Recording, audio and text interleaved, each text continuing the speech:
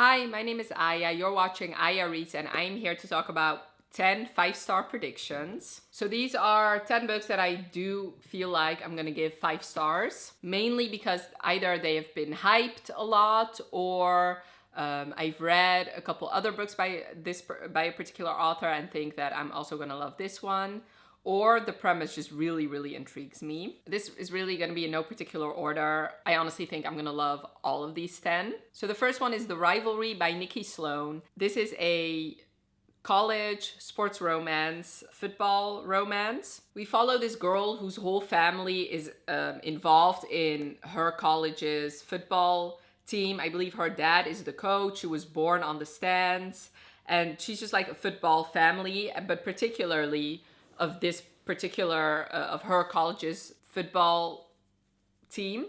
And this football team has a rivalry with another college's football team, and on that football team is actually the hero of this story. So they meet at a wedding, and she freaks out when she realizes who he is, and she's like, we cannot date because you are the star player of the rivals team.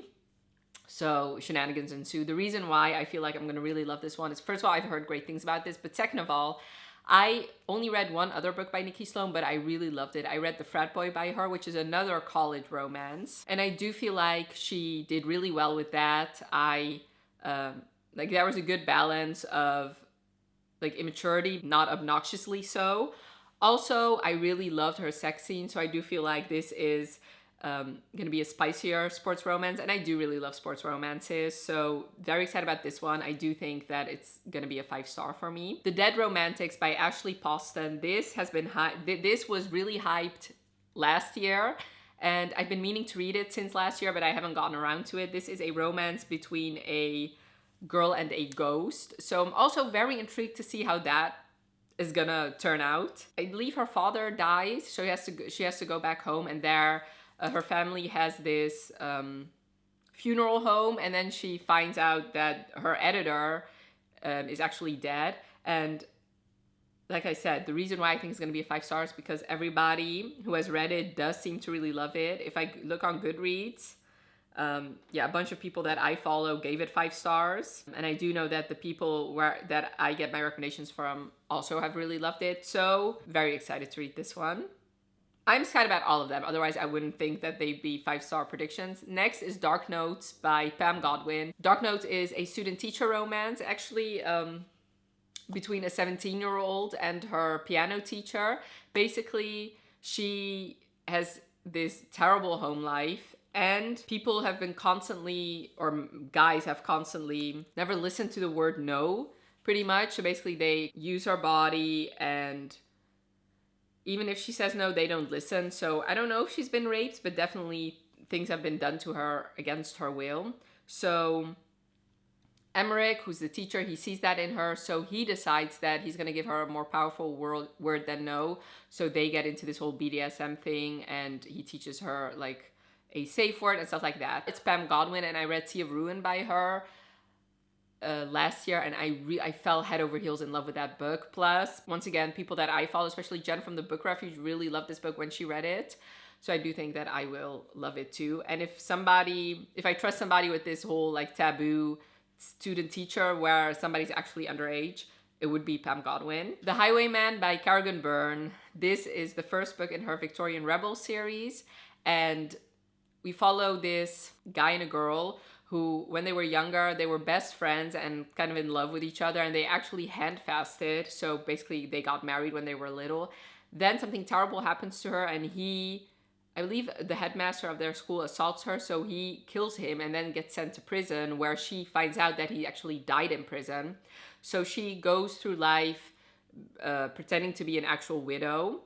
And then years later, somebody who was a friend of that boy in prison comes and finds her, and this man may or may not be the same man as the boy she fell in love with when she was younger.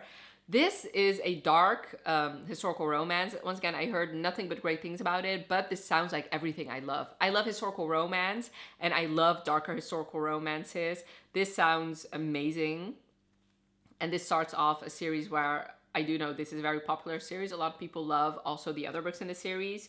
So very excited about this one. Next is A Heart of Blood and Ashes by Mila Vane. This gets recommended so much in like fantasy romance recommendations. This is a barbarian romance where this weak, fragile girl proposes marriage to this barbarian who hates her and hates her family because he thinks that they are he knows that her father and her brother are responsible for killing his parents, but he thinks she had something to do with it. So he despises that. But in this world, a man cannot just take power. He has to get married to the woman of her kingdom. So he basically does that with the intention of just using her to become a ruler, and then they slowly start falling in love with each other. Like I said, this has been recommended so many times. A lot of people say that this has an equal amount of romance and an equal amount of fantasy, and since those are my two favorite genres, I do think that I'm definitely gonna love it. The only reason why I have not read this one yet is because the third book has been pushed back and pushed back and pushed back. And I do anticipate if I love this one, then I'm definitely gonna read the second book, and it's gonna suck that I'm gonna have to wait for the third book when the release date just keeps getting pushed back.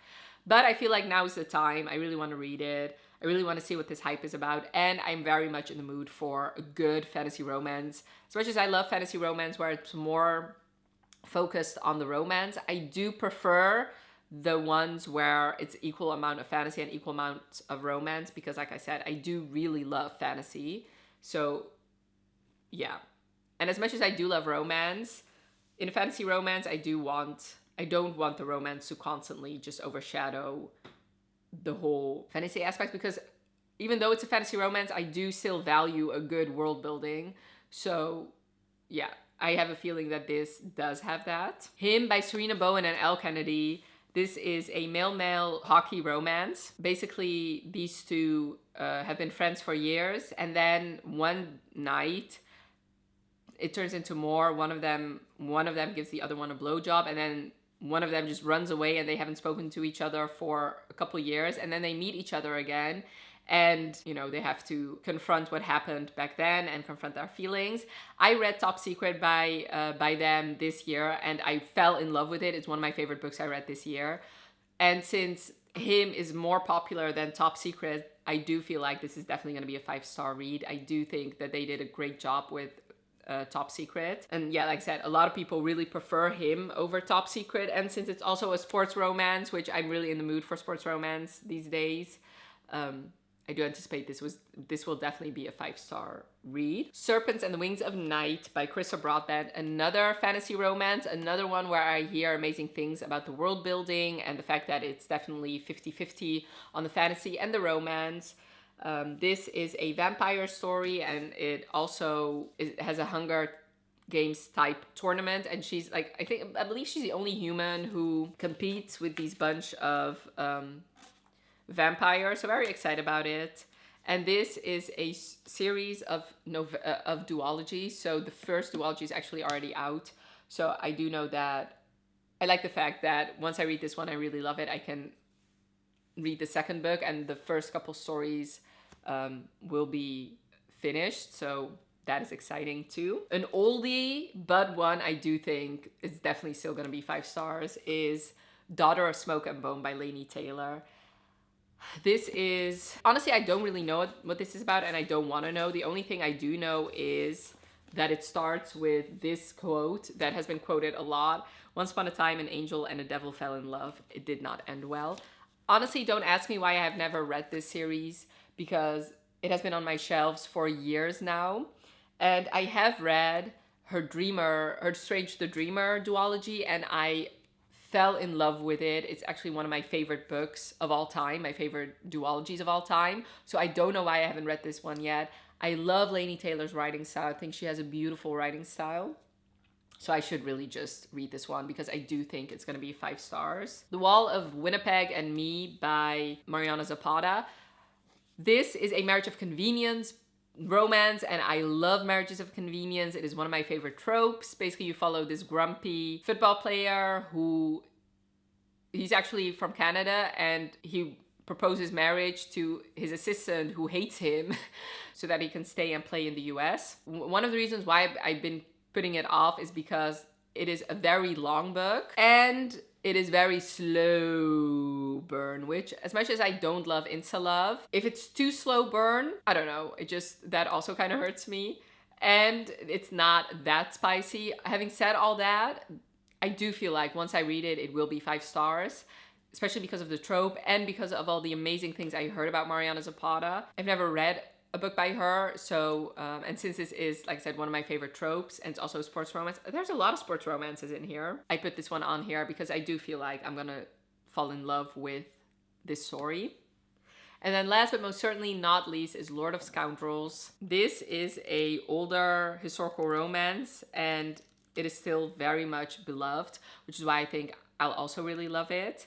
So it was published in 1995 and it's still, people still talk about it.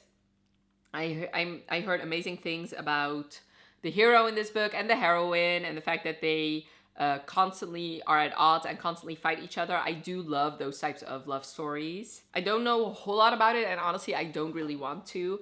I do know that I love historical romances and I love stories where the couple is just constantly bickering and the woman can match him beat for beat. I love that. And I do believe that that is the case in this book. Yeah, and like I said, there's a reason why a lot of people love it still. Most of the time, if a book is hyped, I'm gonna love it too. So I do feel like that's gonna be the case for this one. Once again, let me look on Goodreads.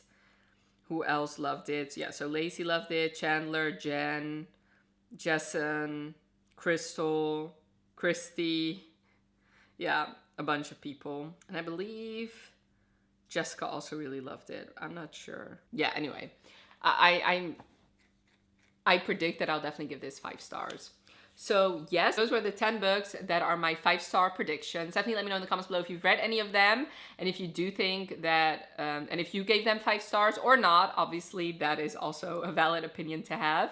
And I would really love to know one of your 5-star predictions. And I hope you enjoyed this video. Thank you so much for watching. Have a wonderful rest of your day and I'll talk to you later. Bye.